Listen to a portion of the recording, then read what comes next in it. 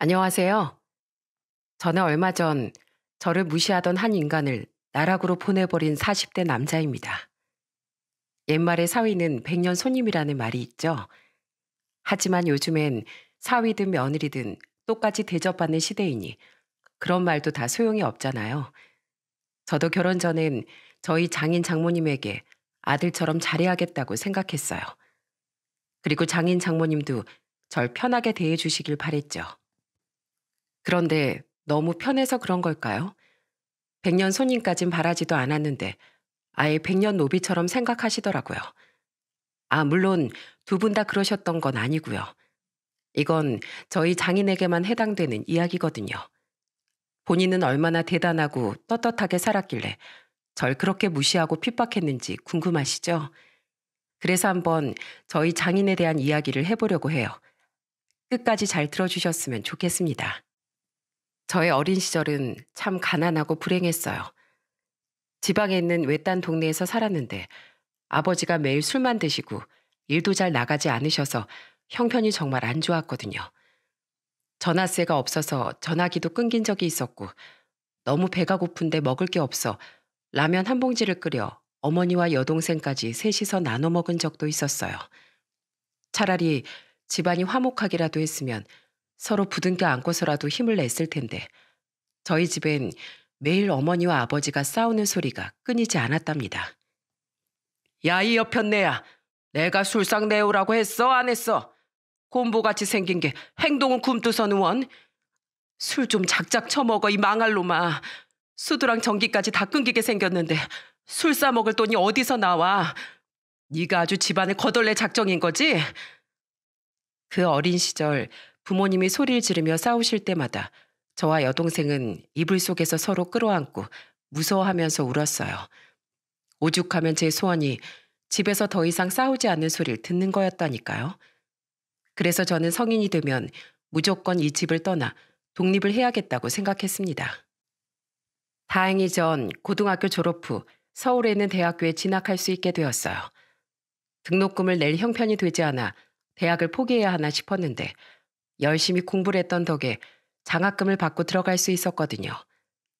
그래서 전 상경에 반지하 월세방을 얻어 대학 생활을 시작했답니다. 명문 대학교는 아니었지만 그래도 대학을 다닐 수 있다는 사실 자체가 기뻤어요.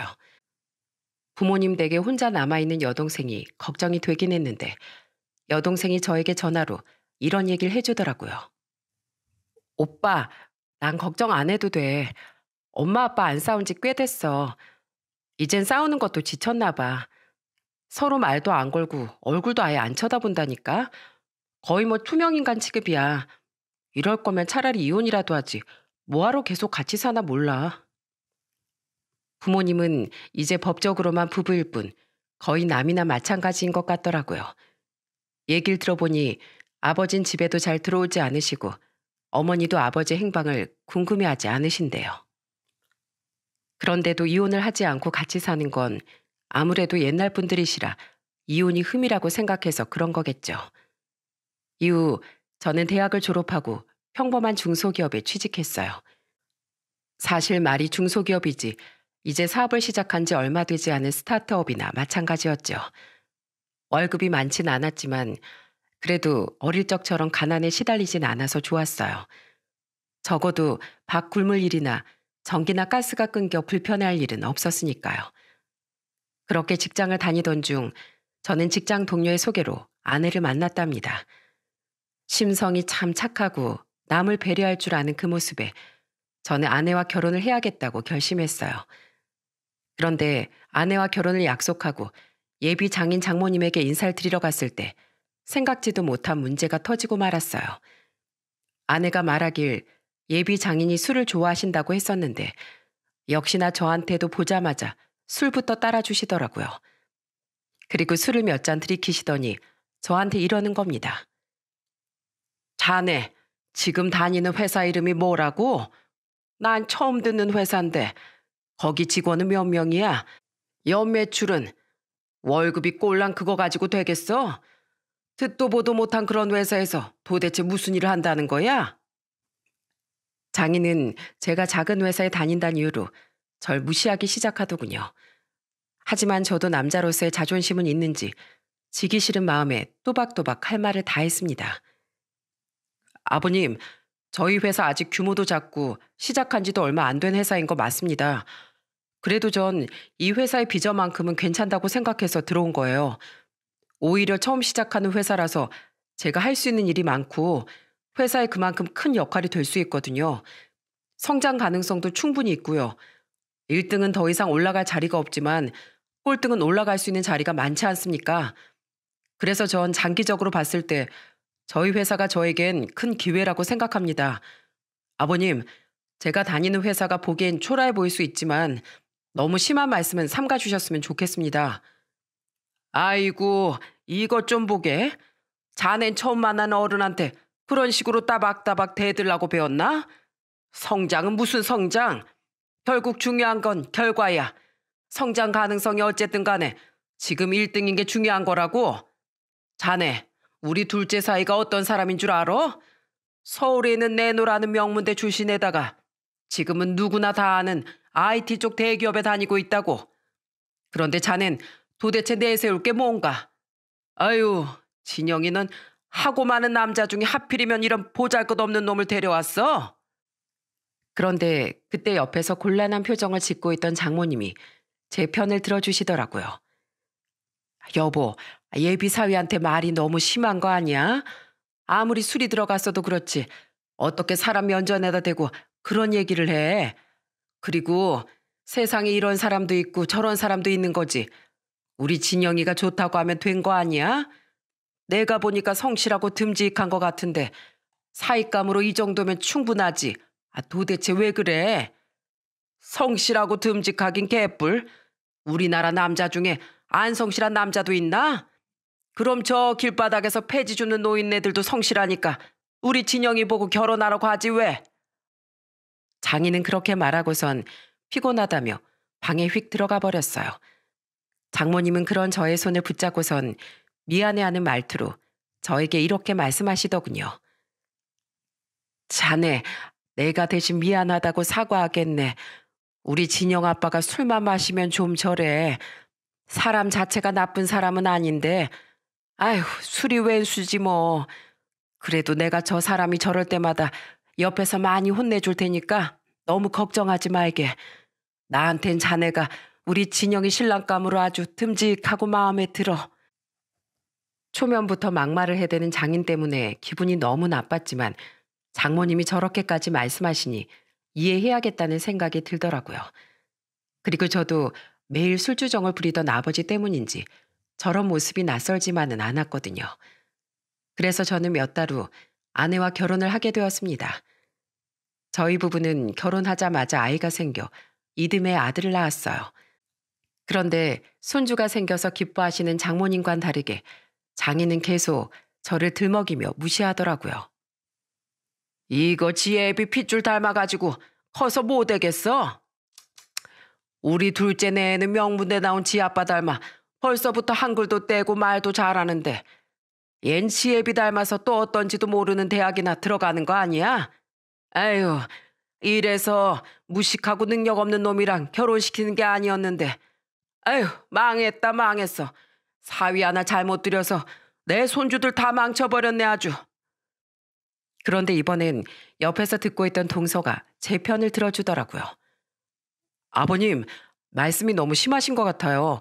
형님이 뭐가 어때서요? 멀쩡하게 4년제 대학 나와서 회사도 잘 다니고 있는데 왜 그러세요? 그리고 자꾸 저하고 비교하지 말아주세요. 아버님이 자꾸 그렇게 비교하시니까 제가 형님 보기 민망하잖아요. 비교할 만 하니까 하는 거지. 자네 같은 엘리트 대기업 회사원이랑 저런 놈이랑은 수준 차이가 아주 하늘과 땅 수준이구먼. 자네 어디 대답해보게. 내 말이 틀렸나? 아버님, 제가 동서보다 못난 건 맞는데요. 저희 앞에서 그런 말씀은 안 하셨으면 좋겠습니다. 아직 어려도 다 알아듣는다고요. 그래 아빠, 제발 그런 말 좀 하지 마. 아빠 눈엔 이가 그렇게 만만하게 보여? 다행히 제 아내도 그렇고 처가 식구들은 전부 다 좋은 사람들 뿐이었어요. 저를 무시하는 사람은 오직 장인뿐이었죠. 아마 처가 식구들이 제 편을 들어주지 않았다면 전 진즉에 주먹 다짐이라도 장인어른과 했을 겁니다. 그래도 제가 결혼해서 성실하게 회사도 다니고 가정을 책임지는 모습을 보여드리면 장인도 절 언젠간 인정해 줄 알았어요. 그런데 그렇지가 않더라고요. 제가 결혼한 지 2년 후에 막내 처제도 결혼을 하게 되었습니다. 그런데 하필이면 막내 동서도 명문대 출신의 유명한 주류 회사를 다니는 사람이더라고요. 제 아래로 학벌과 능력이 빵빵한 동서가 둘이나 있으니 제가 그 사이에서 얼마나 더 무실당했을진 제가 말 안 해도 잘 아시겠죠? 막내 동서가 결혼을 하겠다며 저희 처가에 인사를 드리러 왔을 때 저도 그 자리에 있었습니다. 그런데 막내 동서의 대학과 회사 이름을 들은 장인은 춤까지 추며 이런 말을 하더군요. 내가 첫째 사위 망했는데 막내 사위는 아주 대박을 쳤구만. 어떻게 내가 술 좋아하는 걸 알고 주류 회사를 다니는 사위야? 남자가 말이야. 이렇게 누구나 이름만 들어도 아는 회사를 다녀야지 말이야. 어디 붙어 있는지도 모르는 코딱지만한 회사에 다니면서 뭐 비전이 있다는 둥 어쩐다는 둥. 비전이 있으면 뭐해? 당장 하루아침에 회사가 망할지도 모르는 일인데 안 그래? 자꾸 제 능력을 가지고 비아냥대는 장인을 보고 솔직히 속으론 코웃음이 나오더라고요. 그러는 본인은 명문대나 대기업 출신도 아니고 그냥 처가 근처 시장의 상인회 회장이었거든요. 장모님이 그 시장에서 백반집을 오래 하셨는데 장인은 백반집 일은 도와주지도 않으면서 상인회 회장이랍시고 감투나 쓰고 떵떵거리더군요. 역시나 저희 장모님도 저와 같은 생각이었는지 이렇게 말씀하시더군요. 그러는 당신은 뭐 그렇게 잘났는데? 당신이 뭐 대기업 회장이라도 돼? 아니면 뭐 어디 병원장이나 판사 출신이야? 왜 그렇게 우리 첫째 살 못 잡아먹어 안달이야? 장모님까지 나서서 싸움이 커질 것 같자 막내 동선 분위기를 풀어보려고 하는지 저에게 말을 걸더라고요. 형님, 반갑습니다. 우리 미니 씨한테 얘기 많이 들었어요. 저희 처형한테 그렇게 잘해주신다면서요? 그렇게 한마디씩 주고받다 보니 놀라운 사실을 알게 되었어요. 알고 보니 막내 동서가 저와 같은 고향 출신이더군요. 너무 반가워서 서로 나온 중학교, 고등학교 이름도 얘기하며 즐거워하고 있는데 장인은 또 거기서 비아냥거리며 초를 치더라고요. 뭐라고? 같은 고향 출신? 같은 고향에서 나고 자랐는데 왜 이렇게 달라? 난 또 그 동네 뭐가 문제가 있나 싶었더니 뭐 그것도 아닌가 보구만. 아버님, 제가 그렇게 미우세요? 저 동서들보다 능력은 조금 떨어지지만 그래도 열심히 살고 있는데 왜 그러세요? 정말 섭섭하네요. 막내 동서 앞에서까지 절 무시하는 장인 때문에 정말 제 자존감이 무너지더군요. 비록 지금은 동서들보다 능력이 없어 비교당하지만 언젠간 제가 다니는 이 회사를 번듯하게 성장시켜 더 이상 무시를 받지 않겠다고 다짐했어요. 그래서 저는 정말 내가 사장이다라는 마음으로 열심히 일했죠. 그런데 사람 일은 참 마음대로 되지 않는 거더라고요. 그렇게 결심한 지 5년 만에 제가 다니던 회사가 망하게 되었거든요. 제 나름대론 정말 피땀 흘려서 열심히 일했지만 회사 규모가 너무 작다 보니 자금력도 딸리고 영업력도 부족해서 부도가 나고 말았습니다. 그렇게 저는 졸지의 실직자가 되어버렸죠. 안 그래도 보잘것없는 회사에 다닌다고 그렇게 무시를 당했었는데 이젠 회사가 망해버렸으니 장인이 어떻게 나왔을진 다들 아시겠죠? 참, 비전? 비전 있다는 회사가 왜 10년도 못 채우고 망해? 거봐, 내가 그럴 줄 알았다. 그렇게 내 말에 꼬박꼬박 말대꾸하면서 열심히 다니고 있다고 하더니만 이젠 완전히 백수잖아, 백수. 아이고, 꼴 좋다, 꼴 좋아. 안 그래도 제일 심란한 건 저인데 장인이 그런 식으로 얘기를 하니까 정말 답답해 미치겠더라고요. 그런데 그걸 본 막내 동서가 저에게 따로 술을 한잔하자고 하더군요. 그래서 막내 동서와 함께 포장마차에 가서 우동을 시켜놓고 소주 한 잔 기울이는데 저에게 이런 말을 하더라고요. 아버님 진짜 너무하시네. 사람 차별하는 것도 정도가 있지. 너무 심하신 거 아니에요? 장인어른이니까 제가 심한 말은 못하겠는데 솔직히 사람이 저러면 안 되는 거 아니에요? 장모님도 그렇고 처형들도 그렇고 다들 좋은 분들이신데 왜 장인어른만 저러시는 걸까요? 글쎄, 곧 죽어도 내가 마음에 안 드시나 보지. 그 욕심 많은 분이 이렇게 학벌 좋고 능력 있는 사위를 둘이나 얻었는데 첫째 사위라는 게 그 발끝에도 못 따라가니까 눈에 거슬리는 거 아닐까? 그래도 동서 말대로 사람이 그러면 안 되는 건데 그렇게 남 무시하면서 살면 안 되는 거잖아. 안 그래? 그럼요. 그러면 안 되죠. 아유, 아버님이 저러실 때마다 제가 다 속상하다니까요. 형님, 너무 상심하지 마시고 힘내세요. 꼭 더 좋은 데 취직하실 수 있을 거예요. 그렇게 막내 동서와 새벽까지 술잔을 기울이다가 집에 들어가니 아내도 절 많이 걱정했는지 뜬 눈으로 기다리고 있더라고요. 여보, 많이 힘들지. 안 그래도 갑자기 회사가 그렇게 되어버려서 속상할 텐데 우리 아빠한테까지 그런 막말 듣게 해서 정말 미안해. 아빠 대신에 내가 사과할게. 우리 아빠가 대기업 다니는 사위 한 번 얻더니 머리가 어떻게 되어버렸나 봐. 여보, 난 늘 당신 응원하는 거 알지? 우리 지금은 힘들지만 언젠가 꼭 남부럽지 않게 떵떵거리면서 살게 될 거야. 여보, 힘내. 아내와 처가 식구들이 응원해주니 저도 힘이 나더군요.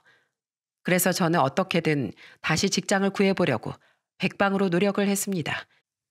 이력서를 정말 몇 군데나 넣었는지 모릅니다. 그런데 제 마음과는 달리 취직이 잘 되지 않더라고요. 그렇다고 언제까지 계속 이력서만 내면서 허송세월 낭비할 수는 없어서 저는 대리운전 일을 시작하게 되었답니다. 대리운전을 시작하고 나니 장인의 무시는 더욱 심해졌어요. 하루는 가족 모임이 있어서 다 같이 식당에 가서 식사를 했는데 장인이 술을 드시곤 저한테 이렇게 얘기를 하더라고요. 야, 대리기사 불러, 대리기사. 아, 맞다. 자네가 대리기사지? 자, 여기 차키. 가서 시동 걸어놔. 하지만 전 분위기를 험악하게 만들고 싶지 않아 최대한 유쾌하게 대응하려고 노력했어요. 네, 대리기사 왔습니다. 손님, 어디로 모실까요? 어라? 주소가 어디서 많이 보던 곳인데? 설마 저희 장모님과 같이 사시는 분이세요? 참나, 이거 아주 웃기는 자식이네. 됐어. 이 대리기사 마음에 안 드니까 다른 사람으로 바꿔줘. 웃어 넘기긴 했지만 제 마음이 편하진 않았어요. 그냥 어떻게든 기분 나쁜 일은 잊어버리고 열심히 사는 데만 집중하기로 했죠. 저는 대리운전 일을 하면서 한 푼이라도 아끼려고 정말 많이 노력했답니다. 밥 사 먹는 돈도 아까워 편의점에서 컵라면 하나로 때우고 가까운 거린 무조건 걸어 다녔어요. 그리고 콜을 받고 빨리 가지 않으면 클레임이 들어오기 때문에 100m 달리기를 하는 기분으로 매일 밤거리를 달리고 또 달렸죠. 아내는 그런 절 매번 걱정하고 격려해 주더라고요. 여보, 힘들겠지만 오늘도 화이팅해. 혹시 손님이 술 취해서 위협하거나 하면 바로 경찰에 신고하고. 알았지? 아내가 제 걱정을 할 때마다 괜찮다며 아내를 안심시켜 주었지만 사실 대리운전 일은 정말 힘들었어요. 아까도 말했다시피 콜을 받고 조금만 늦게 도착해도 온갖 쌍욕이 날아왔거든요. 야, 이 자식아. 너 왜 이렇게 늦게 와? 대리운전 기사가 손님을 이렇게 기다리게 해도 되는 거야? 너 내가 집에 1분이라도 늦게 도착하면 아주 죽을 줄 알아? 알겠어? 술에 취해 시비 거는 사람은 기본이었고 주먹질을 하는 사람도 있었죠. 술에 잔뜩 취해 목적지를 제대로 말해주지 않아 곤란했던 적도 엄청 많았고요. 손님, 아까 말씀하신 동네로 왔는데요. 여기 아무것도 없는데요. 여기서 어디로 가야 되는 거예요? 혹시 저 멀리 보이는 저 아파트인가요? 집에 갈래. 집에 보내달라고. 집이 어디신지 말씀을 해주셔야 보내드리죠. 아파트 이름만 말씀해 주세요. 그럼 제가 주차장에 세워드릴게요. 나 갈래. 나 갈 거야. 손님, 갑자기 내리시면 어떡해요? 여기 도로라서 위험하다고요. 얼른 다시 타세요. 집이 어디시냐니까요. 아니면 제가 가족분들한테 연락을 할 테니까 휴대폰이라도 좀 줘보세요. 네? 하루는 술이 잔뜩 올라 얼굴이 시뻘겋게 된 손님이 조수석에 탄 적이 있었어요. 목적지를 듣고 가고 있었는데 자꾸 손님 표정이 안 좋아지더라고요. 자꾸 볼을 부풀리고 인상을 찡그리는 게 딱 봐도 속이 안 좋은 것 같았죠. 저는 불안한 마음으로 계속 운전을 했습니다. 그런데 정지 신호를 받고 잠깐 멈췄던 그때 갑자기 손님이 우웩하면서 오바이트를 하는 거예요. 손님, 괜찮으세요? 제 바지에다가 토로하시면 어떡해요? 하필이면 왜 고개를 옆으로 돌려 오바이트를 하는지 제 바진 순식간에 젖어버리고 말았습니다. 다리에 뜨끈한 감각이 전해져 오면서 밀폐된 차 안에 그 역한 냄새가 퍼지는데 정말 구역질이 나서 미치겠더군요. 그땐 정말 다 때려치우고 뛰쳐나가고 싶었어요. 역시 술 취한 사람 상대하는 일이 쉽지 않다는 생각이 들었죠. 하지만 먹고 살아야 하기 때문에 전 그 힘든 것들을 다 참고 이겨냈습니다. 그래도 얼른 다른 일을 찾아봐야겠다는 생각에 중간중간 다른 회사 이력서를 계속 내긴 했지만 좋은 소식은 하나도 없었어요. 그래도 언젠간 좋은 일이 있겠지 하며 열심히 대리운전 일을 했습니다. 그런데 대리운전을 시작한 지 3년 정도 되었던 어느 날 엄청난 사건이 벌어지고 말았어요. 잠실 쪽으로 콜을 받고 손님이랑 통화를 하게 되었죠. 휴대폰 너머에선 어떤 중년 여성의 목소리가 들리더라고요. 여기 사거리 쪽에 있는 고깃집 앞인데요. 얼른 와주세요. 저는 평소처럼 또 열심히 뛰어가서 손님이 말한 그 주소에 도착했습니다. 날씨가 추워서 그런지 코를 부른 손님은 차 안에 들어가 계시더라고요. 왠지 차가 익숙한 느낌이었지만 별 생각 없이 운전석에 타서 가볍게 인사를 했습니다. 안녕하십니까? 안전하게 모시겠습니다. 손님은 중년의 남녀였는데 다정하게 팔짱을 끼고선 몸을 밀착하고 있더라고요. 얼굴을 쳐다보면 기분 나쁘게 생각하는 손님들도 있어서 전 그냥 말없이 시동을 걸고 출발했습니다. 술에 취해서 그런지 손님들은 제가 있는 것도 신경 쓰지 않고 서로 민망스러운 말들을 내뱉더군요. 회장님, 내일도 커피 마시러 오실 거죠? 내가 맨날 회장님 오는 시간만 기다리잖아요. 이왕 오는 거 커피만 마시지 말고 다른 것도 먹고 가면 더 좋고요. 내가 회장님이라고 부르지 말라 그랬지? 오빠라고 해, 오빠. 그런데 다른 건 뭐? 우리 달콤한 딸기 같은 김 여사 말하는 건가? 이거 그냥 집에 가기 너무 아쉬운데. 김 여사, 우리 오늘도 같이 뜨끈하게 보내볼까? 술이 들어가니까 아주 불끈불끈한 게 지금이라도 당장 내 품에 안고 싶어 미쳐버리겠어. 그런데 저는 그 남자 손님의 목소리를 듣고 깜짝 놀라고 말았어요. 그 목소리가 제가 아는 누군가와 너무 똑같았기 때문이죠. 저는 그제야 룸미러를 통해 뒷좌석을 쳐다봤습니다. 그리고 너무 놀라 하마터면 실수로 브레이크를 꽉 밟을 뻔했어요. 뒷좌석에서 웬 여자와 미래를 나누고 있던 그 남자 손님은 다름 아닌 저희 장인이었습니다. 장인이 바람을 피우고 있다는 사실에 머릿속이 새하얘지더군요. 가정의 평화를 위해 이걸 그냥 못 본 척 해야 하나 수십 번 고민했어요. 하지만 오늘도 백반집에서 혼자 힘들게 일하셨을 장모님을 생각하니 도저히 그럴 수가 없더군요. 그래서 전 급하게 방향을 틀어 인적이 드문 곳에 차를 세웠습니다. 당신 뭐야? 왜 갑자기 이런 외진 곳에 차를 세우고 난리야? 장인은 제가 마스크를 쓰고 있어서 알아보지 못한 것 같은데도 평소에 저에게 하던 말투로 호통을 치더군요. 역시 자기보다 좀 못나 보이는 사람한텐 함부로 대하는 성격이었던 거였어요. 저는 고개를 뒤로 돌리고 천천히 마스크를 벗었어요. 그러자 장인은 마치 귀신이라도 본 것처럼 화들짝 놀라더군요. 뭐야? 자네가 왜 거기서 나와? 아버님, 저 대리운전하는 거 모르셨어요? 능력 없어서 술 취한 사람들 상대로 운전이나 해준다면서 무시하셨잖아요. 아니, 자네가 대리운전하는 건 당연히 알고 있긴 한데 왜 갑자기 이 차에 타 있는 거냐고. 아버님, 지금 그것보다 중요한 게 뭔지 모르시겠어요? 아버님이 저분이랑 바람 피우시는 거 저한테 지금 딱 걸리신 거라고요. 뭐? 바람을 피우긴 누가 피워? 자네 지금 날 모함하는 겐가? 모함이라뇨? 제가 아버님을 왜 모함하겠어요? 그런데 아버님, 어떡하죠? 아버님이 저분이랑 팔짱 끼고 부비적대는 거 제 눈으로 똑똑히 다 봤고 두 분이서 무슨 대화를 했는지도 제 얘기로 다 들었는데 이거 어떻게 하면 좋을까요? 확 어머님한테 다 불어버리는 게 낫겠죠? 그게 무슨 소리야? 이건 오해야. 자네가 오해한 거라고. 에이, 김 여사. 그래서 내가 김 여사랑 같이 차 타기 싫다고 했잖아. 술 취했으면 택시 타고 혼자 얌전히 가지. 왜 나보고 차를 같이 타고 가지? 어머, 오빠. 갑자기 왜 이러세요? 장인은 저한테 걸리자 갑자기 발뺌을 하면서 옆에 있던 여자를 차 밖으로 밀기 시작하더군요. 방금 전까진 같이 뜨끈하게 보내자는 둥, 불끈불끈하다는 둥, 별 더러운 소리를 다 해놓고 말이죠. 그렇게 그 내연녀를 밖으로 쫓아내버린 후 장인은 저에게 잠깐 얘기 좀 하자고 하더라고요. 자네, 방금 전에 본 건 전부 다 오해야. 저 여잔 그저 우리 시장에 있는 카페 여사장인데 장사 시작한 지 1년밖에 안 돼서 힘들어하길래 내가 이것저것 도와주다 보니까 그저 조금 친해진 것뿐이라고.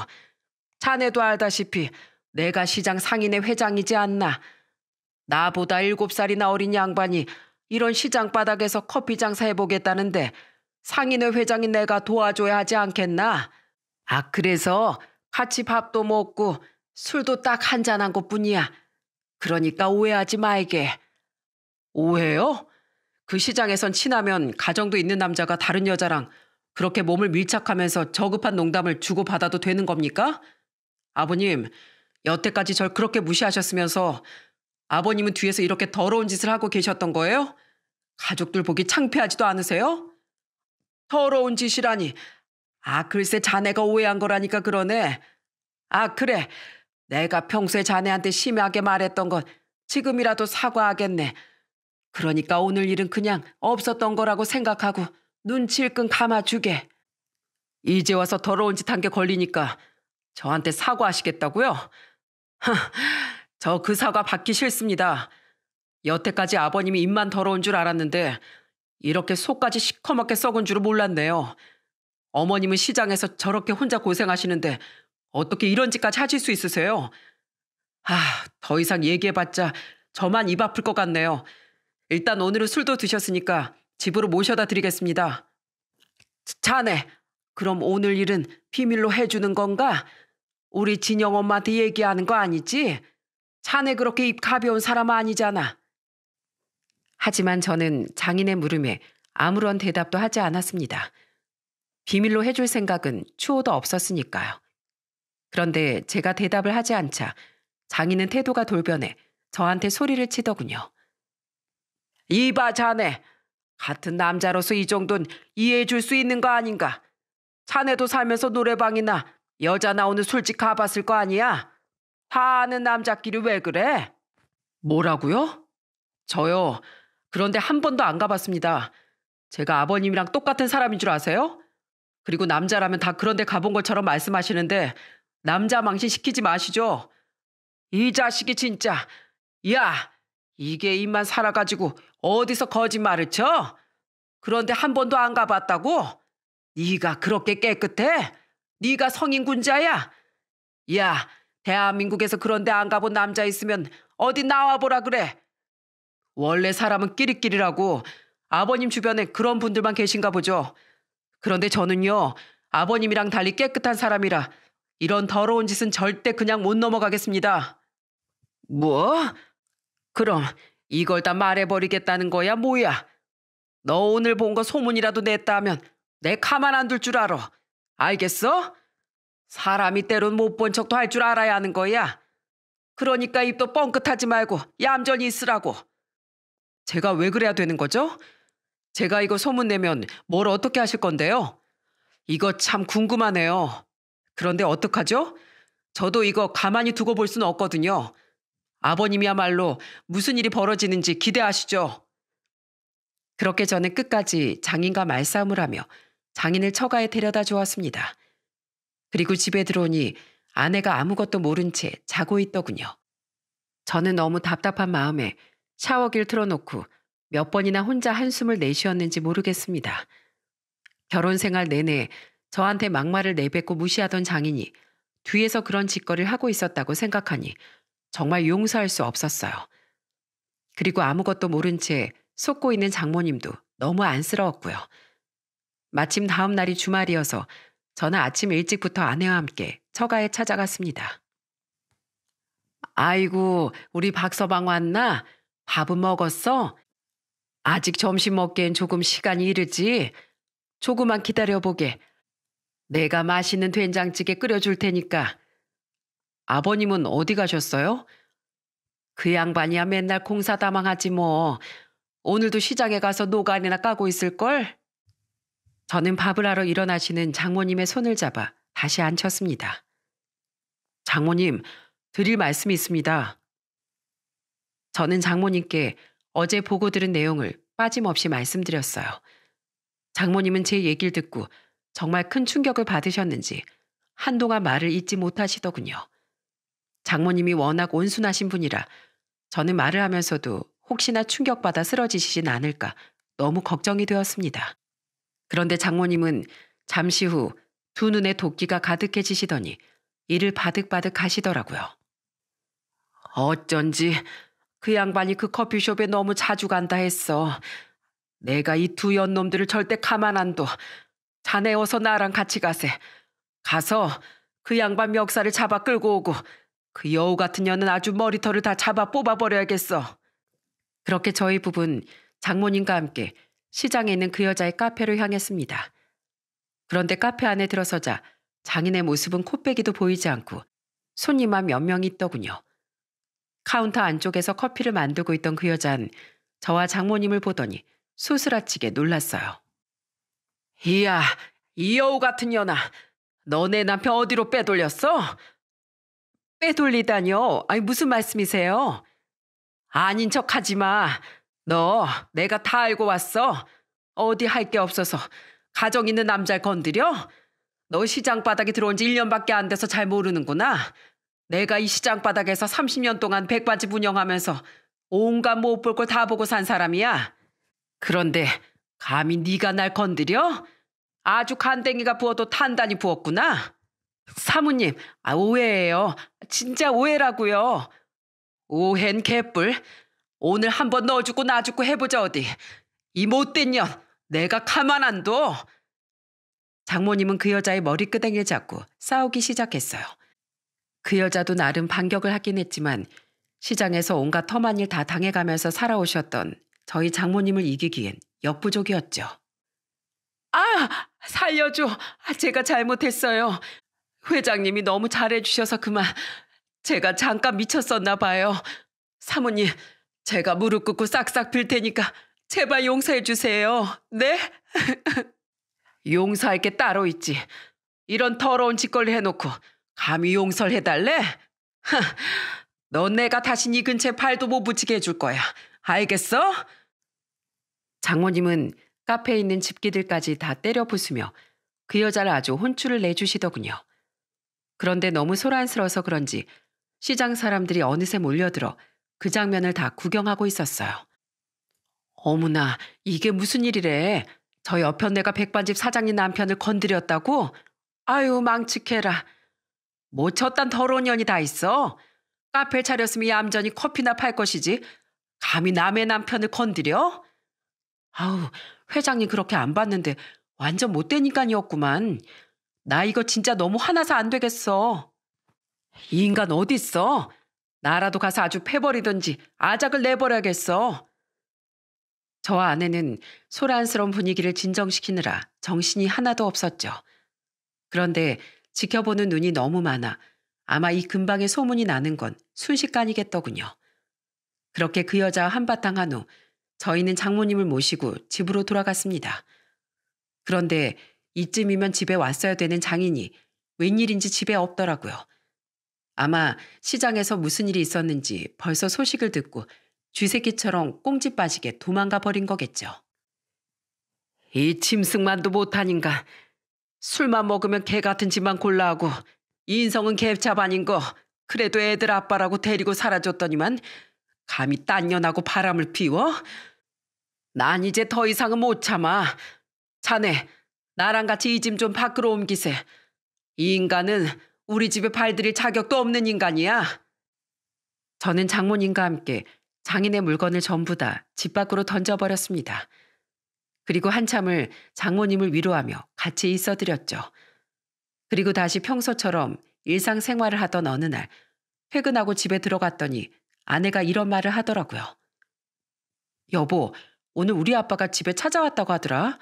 엄마한테 잘못했다고 싹싹 빌면서 문 좀 열어달라고 했는데 엄마가 안 열어줬대. 그런데 난 엄마가 그렇게 하는 거 이해해. 평생 고생만 하면서 더러운 아빠 성격도 다 참아줬는데 뒤에서 그 짓거리를 하고 다니니 어느 누가 용서를 할 수 있겠어. 아, 나 같아도 이런 건 절대 용서 못해. 그리고 심지어 엄마가 일하는 시장 바닥안에서 그 짓거리를 한 거잖아. 우리 엄마를 얼마나 만만하게 봤으면 그렇게 가까운 거리에서 그런 짓을 했겠어? 그러게 말이야. 나도 아버님이 그런 짓거리까지 하실 줄은 몰랐어. 여태까지 나한테 막말하고 무시할 때마다 서러웠지만 그래도 당신 아버지니까 참았거든?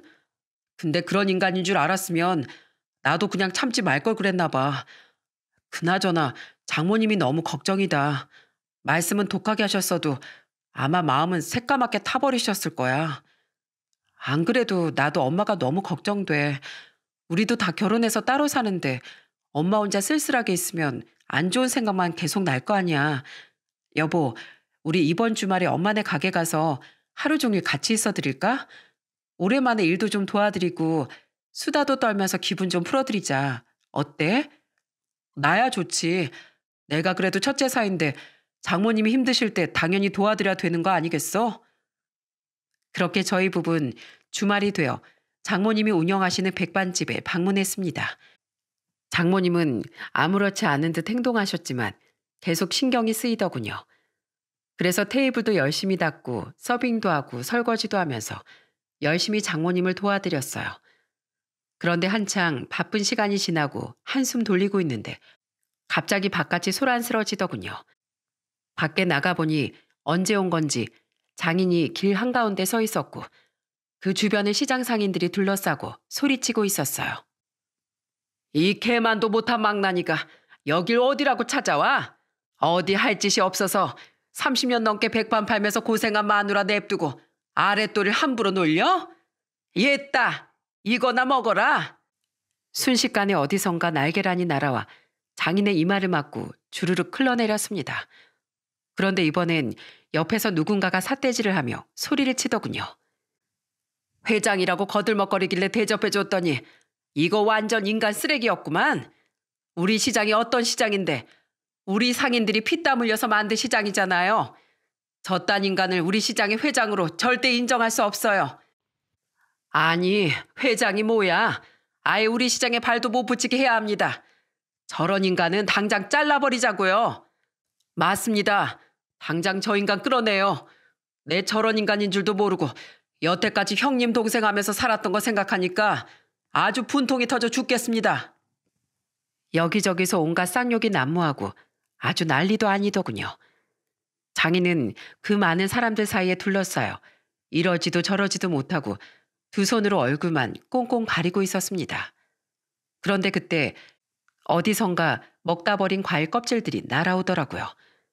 숱도 별로 없는 장인의 머리에 기다란 사과 껍질이 턱하니 얹혀졌습니다. 야, 이 더러운 짐승놈아. 네가 감히 우리 언니를 두고 바람을 피워? 우리 언니가 네 술값 번다고 젊은 시절부터 얼마나 고생을 했는데 그걸 평생 동안 고마워하지 못할 망정 감히 커피숍 옆에 내랑 희거리며 놀아나? 꼴의 남자라고 지보다 어린 여자 보니까 발정이 나서 아주 주체를 못하겠나 보지? 야, 우리 집 똥개도 그런 짓은 안 한다. 더러운 자식아. 지나가다 확 개똥이나 밟아라. 시장 상인들이 한마음이 되어 장인을 혼쭐 내주고 있는 걸 보니 속이 다 시원하더군요. 그런데 그때였습니다. 장모님이 갑자기 가게 안으로 들어가 물을 한 바가지 푸더니 저보고 따라오라고 하시더군요. 그리고선 상인들 사이를 성큼성큼 비집고 지나가 장인의 머리에 물을 왈칵 부어버렸어요. 으아! 이게 뭐야? 장인은 깜짝 놀라 기겁을 하더니 제 얼굴과 장모님의 얼굴을 번갈아 쳐다보더군요. 그러더니 갑자기 또 표정이 돌변해선 이를 바득바득 갈면서 저한테 이러지 뭡니까? 야, 이 자식아! 이게 다 너 때문이야. 내가 한 번만 눈 감아 달라고 한 게 그렇게 큰 부탁이야? 남자가 살다 보면 실수 한 번 할 수도 있지. 다른 사람도 아니고 장인이 실수를 했는데 사이가 되어선 그거 하나 못 넘어가죠? 이게 다 너 때문이야. 네가 소문내서 이렇게 됐으니까 네가 책임져. 끝까지 제 탓을 하는 장인을 보니 정말 기도 안 차더군요. 저는 그런 장인의 앞에 똑바로 서서 이렇게 말했습니다. 저 때문이라고요? 이게 왜 저 때문이죠? 저는 있는 사실을 토시 하나 안 틀리고 사실대로 말했을 뿐인데요. 그러게 좀 착하게 살지 그러셨어요. 남자들은 한 번씩 노래방도 가고 여자아이는 술집도 가고 그런다고요? 바람도 한 번씩은 피우는 거라고요? 그럼 여기 계신 분들한테 한번 물어봅시다. 어르신들, 정말 그런가요? 정말 남자들은 여기 있는 우리 장인처럼 한 번씩 다른 여자랑 놀아나고 그런 건가요? 그게 무슨 개떡 같은 소리야.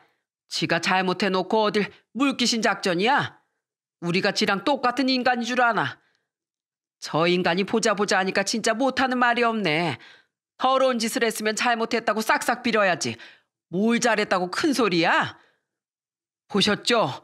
아니라는데요. 도대체 얼마나 더러운 인간들이랑만 어울리셨으면 세상 사람들이 다 당신 같다고 생각하시는 건가요? 저한테 학벌도 별 볼 일 없고 듣도 보도 못한 회사 다닌다면서 그렇게 무시하셨죠? 그럼 당신은 뭐가 그렇게 잘났는데요? 뭐 수백억대 자산가라도 되세요? 강남에 빌딩이라도 한 채 가지고 계시나 보죠? 네, 저 능력 없는 거 맞습니다. 그런데요, 전 적어도 당신처럼 뒤에서 이런 더러운 짓거리는 안 하고 다닌다고요. 끝까지 제 탓만 하지 마시고 가서 거울이나 한번 보시죠. 그 추악한 내면만큼 겉모습이 얼마나 추악해졌는지 한번 보시라고요. 이야, 너 지금 제정신이야? 이게 보자 하니까 감히 장인어른한테 그런 막말을 해? 그런데 그때 장모님이 나섰습니다. 누가 우리 박서방 장인어른이야? 자네, 다신 이딴 인간한테 장인어른이라고 부르지도 말게. 나 이런 쓰레기 같은 인간이랑 더 이상은 못 살아. 야, 이 금수만도 못한 인간아. 넌 오늘부로 내 남편 자리 박탈이야. 이혼 서류 보낼 테니까 그런 줄 알아. 장모님의 이혼 선언에 시장 상인분들은 잘 됐다며 환호성을 질렀습니다. 장인은 상황이 이렇게 되자 허겁지겁 사람들 틈을 비집고 빠져나가 도망가더군요. 그 후 처가에서 장인을 볼 일은 더 이상 없었습니다. 장모님은 정말로 그 인간과 이혼을 하셨거든요. 장인은 그런 짓을 했으니 상인회 회장에서 잘리는 건 당연한 수순이었고 다신 그 시장에 발도 못 붙이게 되었습니다. 얘기를 들어보니 그 카페 여사장하고도 헤어졌다고 하더군요. 그도 그럴 것이 머리까지 다 벗겨진 늙은 남자 뭐가 좋다고 계속 만나겠습니까? 아마 전에는 상인회 회장이라서 콩고물이라도 하나 떨어질까 그랬던 거겠죠. 그런데 그 여사장도 쪽팔리긴 쪽팔렸는지 그 사건이 있고 나서 카페 짓기류도 다 냅두고 도망갔더라고요. 가게를 임대한다는 문구만 크게 붙여놓고 안에는 장모님이 난장판을 버려놓은 그 상태 그대로였습니다. 한 가정을 박살내고 몹쓸 짓거리를 한 두 남녀의 비참한 최후였죠. 그 일이 있은 지도 벌써 1년이란 시간이 지났네요. 장모님은 다행히 씩씩하게 잘 이겨내시고 평소처럼 백반집 운영을 잘 하고 계세요. 이젠 집에 혼자 계셔야 돼서 쓸쓸하실 것 같아 저희도 자주 찾아뵙는 중이랍니다. 그런데 얼마 전 장인이 갑자기 아내한테 연락을 했더라고요. 진영아, 아빠가 요즘에 몸이 많이 안 좋구나. 몸에 힘이 하나도 없는데 밥 챙겨줄 사람도 없고 텅 빈 집안에 쓸쓸히 있자니 너희 생각이 너무 많이 난다. 내가 비록 네 엄마한테 몹쓸 짓을 하긴 했지만 너라도 날 다시 받아주면 안 되겠니? 그래도 내가 네 애비잖아. 제발 나 좀 용서해주고 예전처럼 잘 지낼 수 있게 해다오. 싫어요. 그렇게 진작에 잘하셨어야죠. 그동안 우리 엄마 혼자 고생시키고 이희한테도 할 말 못할 말 다 해가면서 무시하셨잖아요. 그렇게 잘난 대기업 사이 타령하시더니 왜 이제 와서 저희 보고 받아달라고 하세요? 아빠가 그렇게 좋아하는 둘째, 셋째 사이한테 가서 말씀하시라고요. 걔들도 내 전화를 안 받는다. 딸 셋의 사이도 셋이나 있는데 이 아픈 날 아무도 돌봐주지 않으니 내가 정말 인생을 헛살았구나. 진영아, 너라도 제발 날 받아주면 안 되겠니? 기어코 예비가 골방에서 혼자 늙어 죽어야 네 기분이 풀리겠어? 됐어요.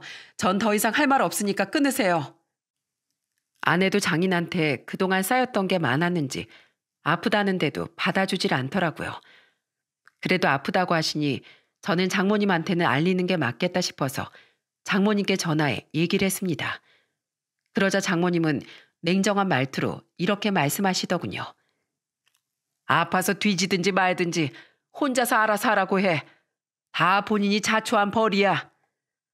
결국 장인은 병문안 가는 가족도 한 명도 없이 아직까지 독거노인으로 쓸쓸하게 살아가고 있습니다. 세상에서 가장 비참한 게 가족한테 버림받는 거라던데 그렇게 못된 마음으로 평생을 살아오니 아주 천벌을 받은 거죠. 이래서 사람은 착하게 살아야 된다고 하는 건가 봅니다. 아참, 저는 다행히 6개월 전에 드디어 취직을 하게 되었어요. 이제 힘든 대리운전 기사 생활은 접고 예전처럼 사무실에서 일을 할 수 있게 되었죠. 제가 취직을 했다고 알렸을 때 모든 가족들이 다 나서서 얼마나 축하를 해줬는지 모릅니다.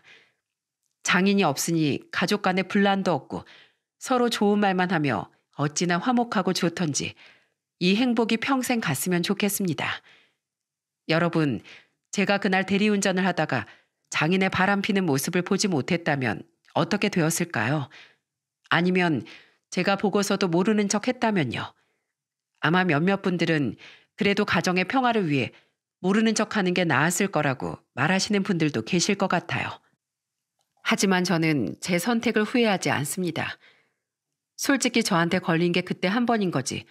그 전에 그 짓거리를 몇 번이나 더 했을지 아무도 모르는 일이잖아요. 저한테 한없이 잘해주신 장모님을 봐서라도 그 일을 폭로한 건 제 인생에 가장 잘한 일 중에 하나라고 생각해요.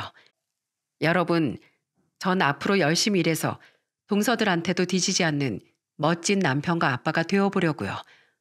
응원해 주셨으면 좋겠습니다.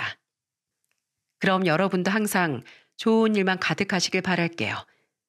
지금까지 들어주셔서 정말 감사합니다.